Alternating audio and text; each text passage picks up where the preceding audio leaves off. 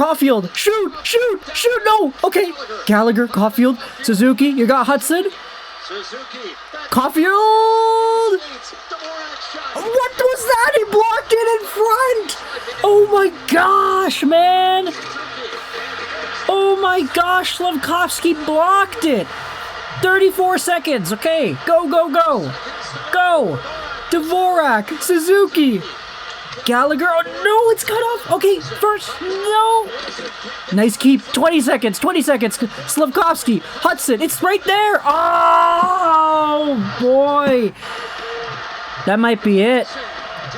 10 seconds, Hudson. 8, go, make the pass! Dump it in, brah! Okay, that's it, that's the game. McMichael, empty net, yeah, okay, that's it. 3-1 Washington. The Washington Capitals are taking a 2-1 series lead in this Game 2 against the Habs. It is a 3-1 victory. And honestly, I'm going to have a difficult time getting through this video in the ways that I would prefer to. Because honestly, I think the biggest thing that Canadiens fans are going to be thinking about in regards to this game, right after the game finishes, everybody's going to be thinking about Cole Caulfield and the cross-check to the face that he took, wherein his chin was bleeding, he got it cut there, and there was no penalty or whatever. It was in the last 2 minutes of the third. The Habs could have had a 4-minute power play. They probably should have had one. But the refs, let the boys play. Let the boys play. It's the playoffs. Let the boys play. Nah, bro, he got cross-checked to the face. Come on. I'll say this here. Montreal was not the better team in this game. Washington, for the most part, was more composed. They had more chances. They just did more. Montreal didn't deserve the win here. But they did make it tight. In the third period, they really started to pick it up. The Montreal Canadiens have been doing this all season, just getting beaten down to a pulp and inevitably forcing themselves back into the fight in the last few minutes. And then Nick Suzuki scores, and then he wins it in overtime. That happened quite a few times this season, and it almost happened again here. The Montreal Canadiens definitely were getting clogged up. They weren't able to break through the Washington defense. The odd chance or two that Montreal would have in this Game 2 would just quickly get neutralized, and then Washington would come back and then have a few chances of their own. Montreal did not deserve the win here. But to see them lose like this, where they were starting to cook in the final few minutes of the third, they were starting to get more offensive pressure. Washington was going into defense mode, and Washington just started getting hemmed into their own zone more. The Habs taking advantage of Logan Thompson and his terrible rebound control, taking advantage of a Washington team that's just trying not to blow it. The Habs had life. They had momentum. And to have all of that just get robbed away because they had the very legitimate opportunity to get a 4-minute double minor power play, to see that be the way that they lose, where they don't get the man advantage, the play continues, Montreal gets a few more chances. You heard my reaction there. Slafkovsky blocked the final shot opportunity. It just didn't go the way that it could have, and, it's a little bit frustrating. Definitely frustrating. What am I talking about? But I will stand by my assessment from earlier and say that the Canadiens did not really deserve the win here. And that's fine, right? We had spoken about this earlier in today's show. It's bonus hockey. This is house money here. The Montreal Canadiens were not even supposed to make the playoffs, and for the most part, they played this game too in a way that was indicative of that. They weren't really a Stanley Cup contender, but they still found a way to contend. And now they're down 2-0 heading into the Bell Center. And at the very least, Montreal Canadiens fans, we have seen this song and dance before. I don't think watching the Canadiens be underdogs and going down 2-0 in series this is not new for this current version of the Habs team even. Might I remind you, in the Stanley Cup Finals, the Habs were down 3-0 to Tampa Bay in 2021. And that was a situation where a lot of us fans were like, yeah, you know, Tampa's really, really good, so this being the result, that's not the most surprising thing in the world. Disappointing, sure, but surprising? Not very.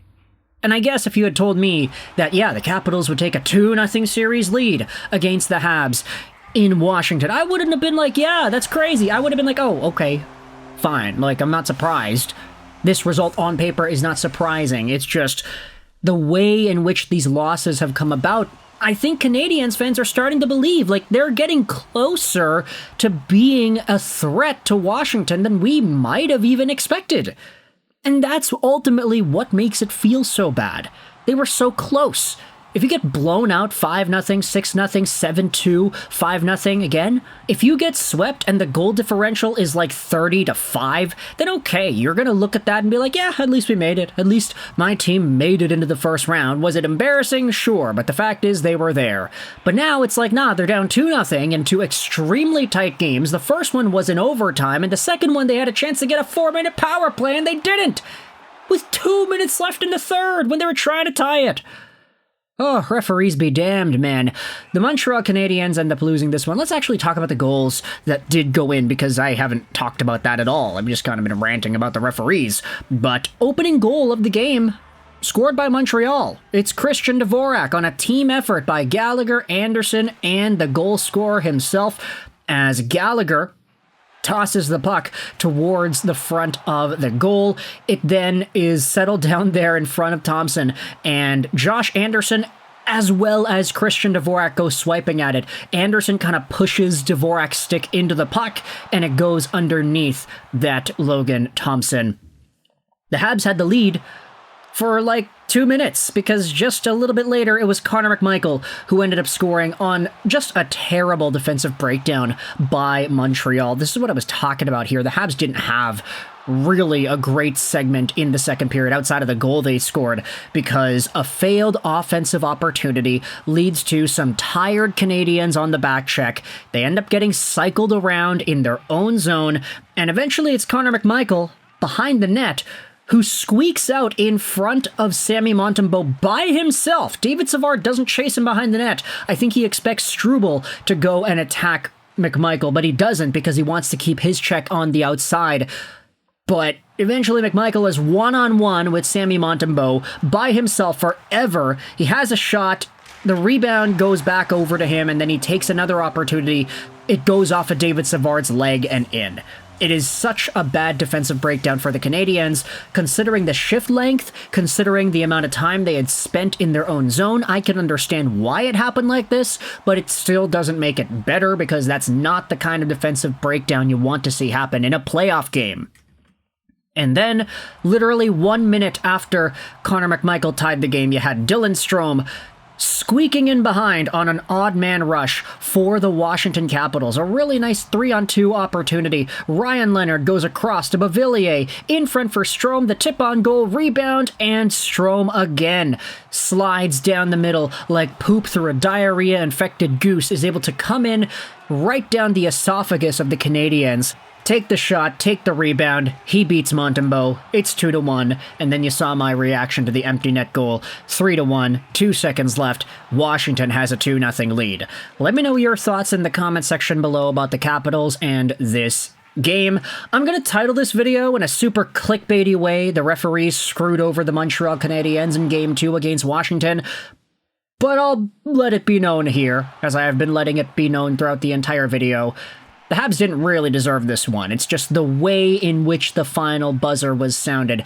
That is the dagger, and that is what hurts the most. Let me know your thoughts in the comment section below. I hope you enjoyed this video. And bye.